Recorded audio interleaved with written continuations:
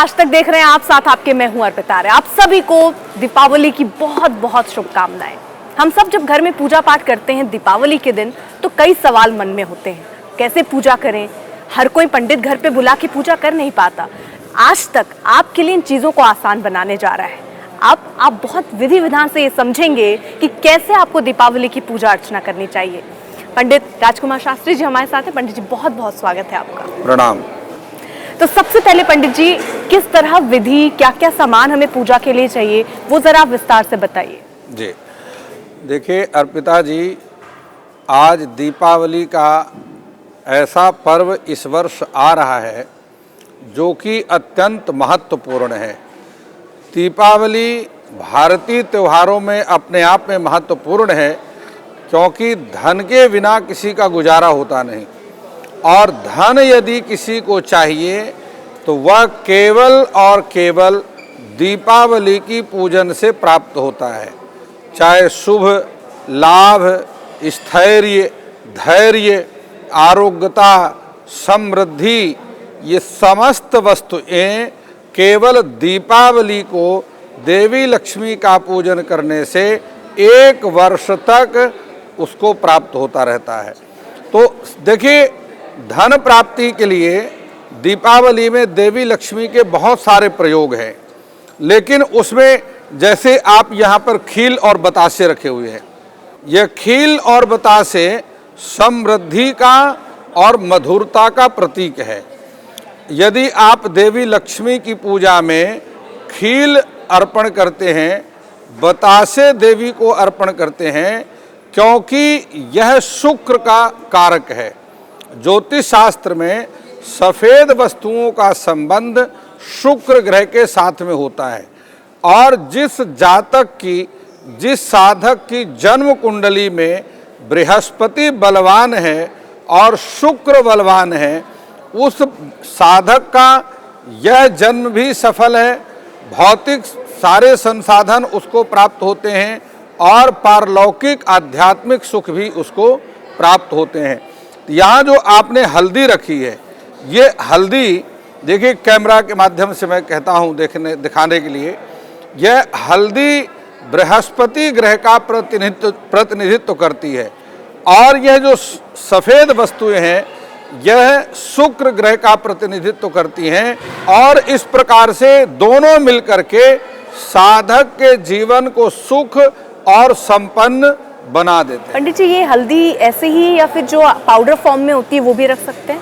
नहीं, देखिए, पाउडर की जो हल्दी है वह रसोई के काम में आती है, और पूजन के लिए गांठ वाली हल्दी का प्रयोग किया जाता है। जी, तो ये सारे सामान बाकी आपने ये भी रखे हैं, ये तीन, इनकी उपयोगिता भी देखिए, बताइए। यह कमल के दाने हैं, और आपको बतला दूं कि यह कमल का जो पुष्प है यह देवी लक्ष्मी का आसन है, और देवी लक्ष्मी को अत्यंत प्रिय है। महाभारत में प्रसंग आता है कि कमल की उत्पत्ति भगवान श्री हरि नारायण के मस्तक से हुई, सिर से हुई, और देवी लक्ष्मी को यह कमल पुष्प अर्पण किया जाता है, देवी लक्ष्मी की पूजा के सामने रखा जाता है। इस पर देवी लक्ष्मी आकर विराजमान होती हैं, और उसके बाद कमल पुष्प से देवी लक्ष्मी का पूजन किया जाता है। शास्त्रकार यह बात मानते हैं, ज्योतिर्विद इस बात को मानते हैं कि 27 दिनों तक देवी लक्ष्मी के पूजन में यदि कमल का पुष्प अर्पित किया जाए तो उस साधक का जीवन धन धान्य से संपन्न हो जाता है, और देवी लक्ष्मी निरंतर उस साधक के घर में निवास करती है। इसलिए ये सब कुछ लेना जरूरी है, या इनमें से कौन सी ऐसी चीज जो रख लें, क्योंकि बहुत विधि विधान लोग नहीं समझते हैं। चावल, हल्दी, ये सब भी रखना उतना ही जरूरी है? देखिए, यह जो हल्दी है और यह जो धनिया है जी, यह धनिया के दाने हैं जो कि देवी लक्ष्मी की पूजा में विशेष महत्वपूर्ण रखते हैं, और इसमें सकारात्मक ऊर्जा को आकर्षित करने का एक गुण पाया जाता है। तो यदि आप देवी लक्ष्मी को दीपावली की पूजा में धनिया के दाने अर्पित करते हैं तो उस घर में सकारात्मक ऊर्जा आती है। यदि आप शुक्रवार के दिन धनिया गऊ को खिलाते हैं तो आपका रुका हुआ धन वापस आ जाता है। और इसी प्रकार से यह पीली सरसों है, इस पीली सरसों में ऐसा गुण होता है जो कि घर की नकारात्मक ऊर्जा को दूर करता है। इसलिए देवी लक्ष्मी की पूजा में पीली सरसों का प्रयोग करने से उस घर की नकारात्मक ऊर्जा समाप्त हो जाती है। बिल्कुल, तो ये तो सामग्रियां हो गई जिनके बारे में हमने अब जान लिया। अब किस विधि के साथ किस तरीके से हमें पूजा करना है पंडित जी, वो भी बताइए। देखिए, जिस प्रकार से आज तक टीवी चैनल ने सुंदर मंडप सजाया है, यह वेदी का निर्माण किया है, भगवान गणपति देवी लक्ष्मी के औरस पुत्र हैं, इसलिए दीपावली में माता और पुत्र का पूजन किया जाता है। भगवान गणपति समस्त विघ्नों को दूर करते हैं और देवी लक्ष्मी समस्त ऐश्वर्य को प्रदान करती हैं। साथ में कुबेर का पूजन किया जाता है कुबेर यंत्र में, और उत्तम स्वास्थ्य लाभ प्राप्त करने के लिए धनवंतरी जी का पूजन किया जाता है। सर्वप्रथम एक लकड़ी की चौकी पर भगवान गणपति देवी लक्ष्मी की प्रतिमा स्थापित की जाती है और लकड़ी के चौकी पर श्वेत अथवा रक्त वस्त्र, लाल रंग का वस्त्र बिछा करके यह सारा सजावट किया जाता है। उसके बाद देवी लक्ष्मी का कलश स्थापित किया जाता है। यह ध्यान रखें कि कलश का जो शिरोभाग है उसके जो नेत्र हैं वह आकाश मंडल की तरफ देखने चाहिए, क्योंकि उसमें एक प्रज्ञा चक्षु जो तीसरा नेत्र है वह प्रज्ञा चक्षु है, ज्ञान का नेत्र है। और इस प्रकार से नारियल आकाश की तरफ जब देखता है तो उस घर में, उस परिवार में ज्ञान का प्रकाश फैलता है। इसलिए नारियल रखने की सही विधि क्या है, यह अगर कहीं ज्ञान हो सकता है तो केवल आज तक टीवी चैनल में ही हो सकता है। पंडित जी, भगवान को रखने के बाद स्नान भी कराते हैं, किस तरह पूजे की शुरुआत होनी चाहिए वो बताइए। जी देखिए, सर्वप्रथम जिस प्रकार मैंने शंखनाद किया, सर्वप्रथम शंखनाद करने से वहां के सभी विघ्न दूर हो जाते हैं। और कहते हैं कि मैं आपको इस चैनल के माध्यम से पूजा करके दर्शकों को दिखाता हूं, क्योंकि जब आप करेंगे तो उसी का अनुसरण करके और टीवी चैनल के जो दर्शक हैं वह भी उसका लाभ प्राप्त करेंगे। तो सर्वप्रथम हमारे शास्त्रों में कर्म कांड में आचमन का विधान है। आचमन किया जाता है, उसके बाद पवित्री सारे शरीर में जल का छिड़काव करके पवित्रीकरण किया जाता है। और उसके बाद अगर पुरुष हैं तो उनके दाहिने हाथ में, और अगर विवाहित स्त्री हैं तो उनके बाएं हाथ में रक्षा सूत्र बांधना चाहिए। और देवा भूत्वा देवान यजेत, अपने मस्तक पर तिलक लगा करके सर्वप्रथम स्वयं देव स्वरूप बन करके पूजन का कार्य आरंभ करना चाहिए। और पूजन में सबसे महत्वपूर्ण अगर कोई बात है तो वह संकल्प है। संकल्प में तिथि का उच्चारण किया जाता है, अपने नाम का उच्चारण किया जाता है और अपने गोत्र का उच्चारण भी किया जाता है।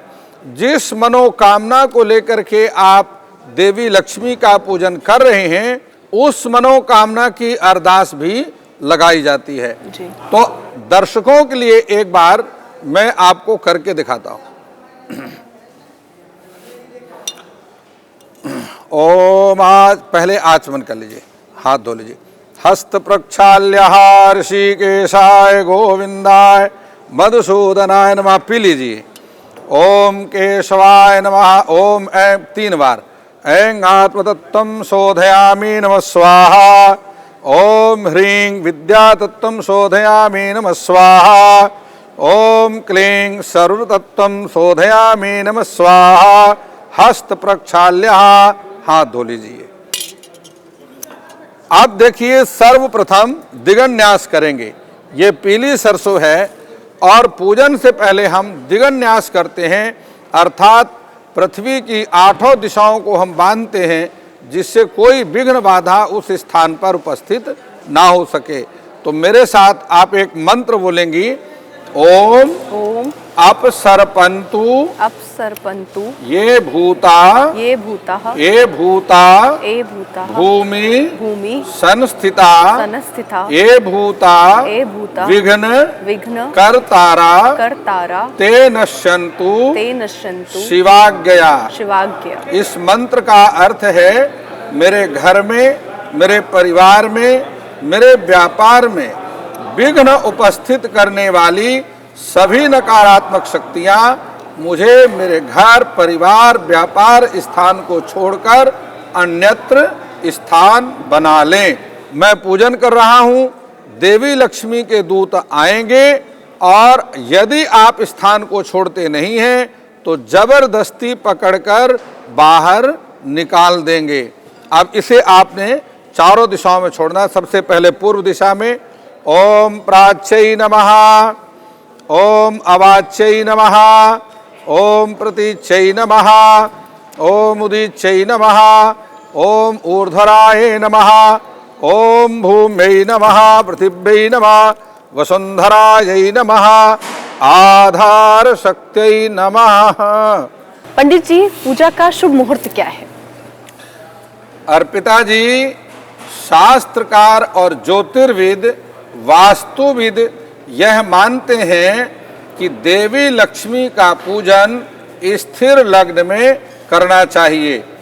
इस वर्ष प्रातः काल 7:16 से लेकर के 9:34 तक वृश्चिक लग्न रहेगी।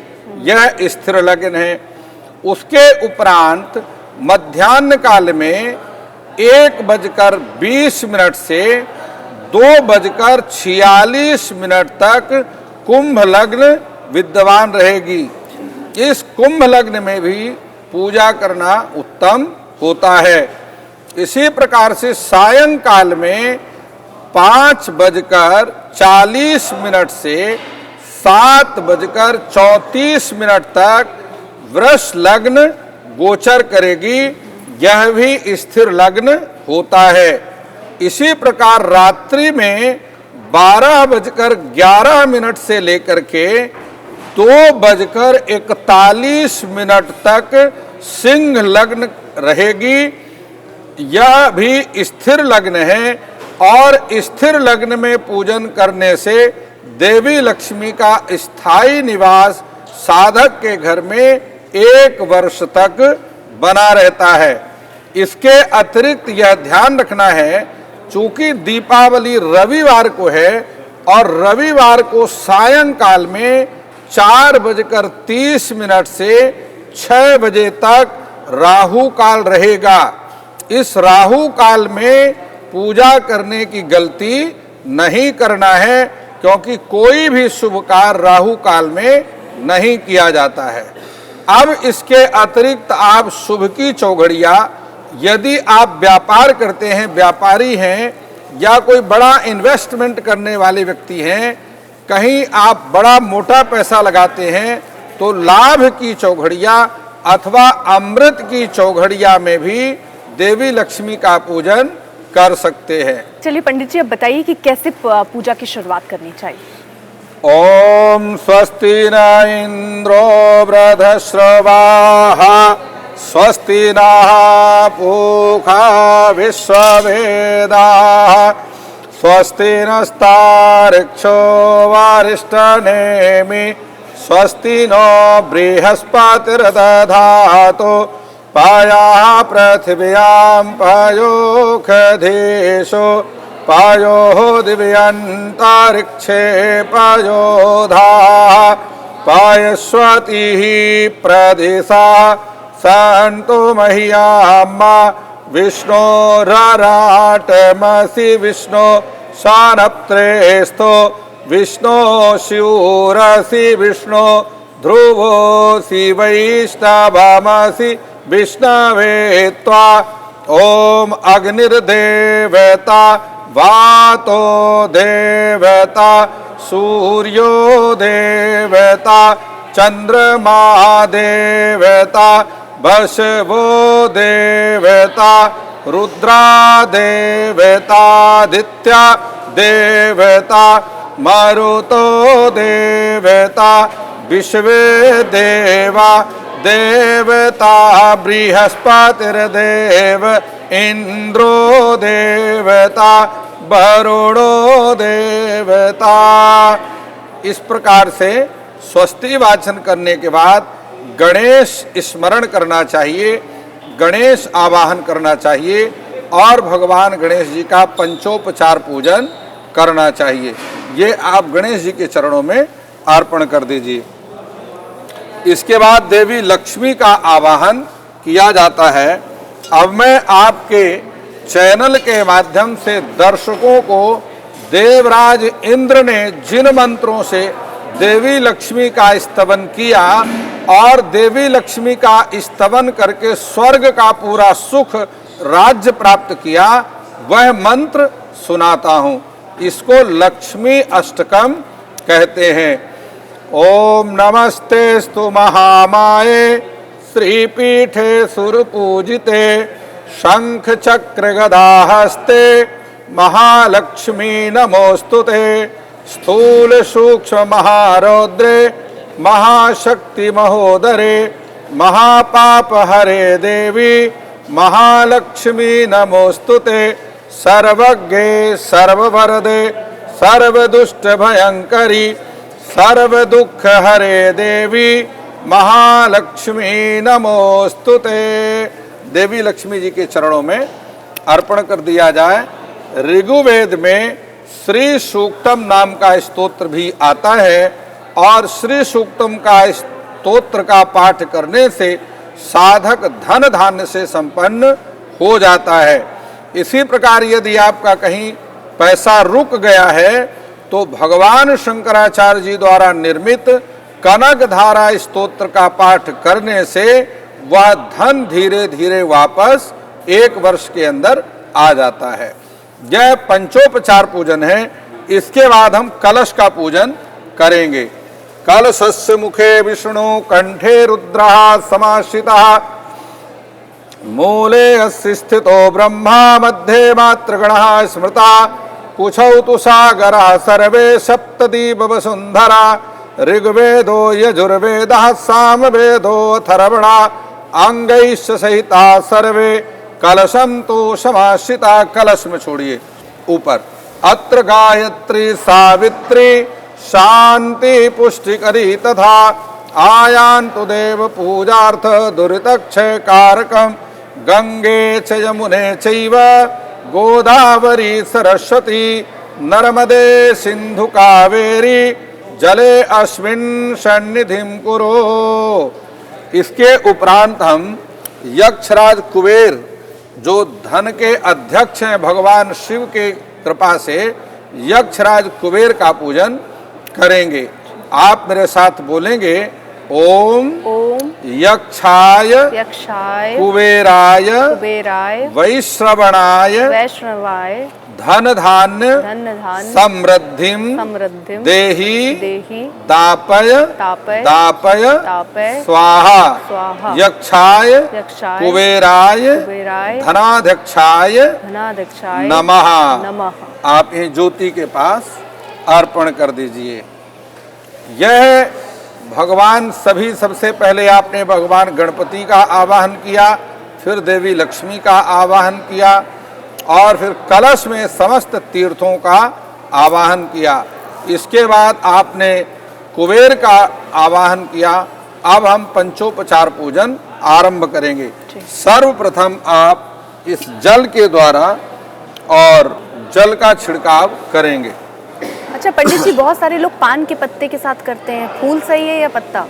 नहीं, देखिए पान के पत्ते का प्रयोग भी हो सकता है और पुष्प का प्रयोग भी हो सकता है, चूंकि लक्ष्मी को पुष्प बहुत प्रिय है, इसलिए मैंने यहाँ पर पुष्प का प्रयोग किया है। जी। जिस प्रकार कमल का पुष्प देवी को अत्यंत प्रिय है और यह कमल का पुष्प राष्ट्रीय पुष्प भी भारतीय वैदिक कर्मकांड में माना गया है, जी। तो इसलिए आप पुष्प का प्रयोग के द्वारा देवी को प्रसन्न करेंगे। पहले गणेश जी को ओम पादयोर्वाद्यम, देवी को हस्तयोरार्घ्यम, मुखे आचमनीयम, कलश में सर्वांगे स्नानीयम, जलम समर्पयामि। इसके उपरांत लक्ष्मी गणेश जी दोनों के गले में ये रक्त सूत्र डाल दीजिए मिला के। ओम युवा सुवासा परिवीतयागासौ श्रेयान् भवतु जायमानः तन्धीरासा कवयः उन्यन्तु स्वाधयो मनसः देवयन्तः। वस्त्रं समर्पयामि, वस्त्रान्ते दुराचमनीयं जल, एक बार जल फिर से, दुराचमनीयं जलम समर्पयामि श्री गणेशाम्बिकाभ्याम नमः।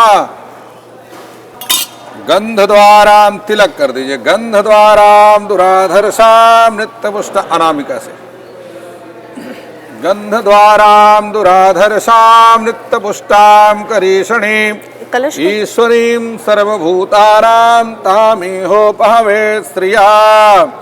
गंधम समर्पयामि अक्षतान्, अक्षतान् च सुरश्रेष्ठः कुंकुमोक्तया सुशोभितया मया निवेदितया भक्त्या गृहाण श्री परमेश्वरः।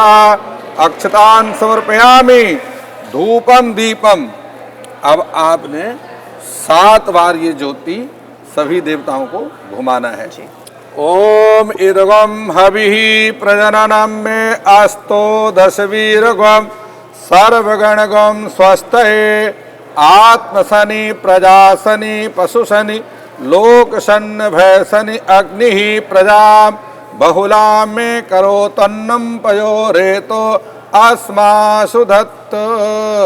ओम महालक्ष्मी नमः, ओम आद्यलक्ष्मी नमः, ओम योगलक्ष्मी नमः, ओम कमलायै नमः। आप अपने मुख से पूजयामि शब्द बोलते रहेंगे, मैं मंत्र का उच्चारण करता रहूँगा।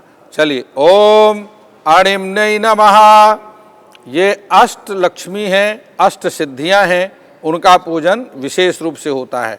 ओम अणिम्नै नमः, ओम महिम्नै नमः, ओम गरिम्नै नमः, ओम लघिम्नै नमः, ओम ईशितायै नमः, ओम वशितायै नमः, ओम कात्यायन्यै नमः, ओम कमलायै नमः, ओम जगन्मात्रै नमः, ओम विश्ववल्लभायै नमः, ओम श्रियै नमः, ओम महालक्ष्मी नमः। सर्वांगम पूजयामि।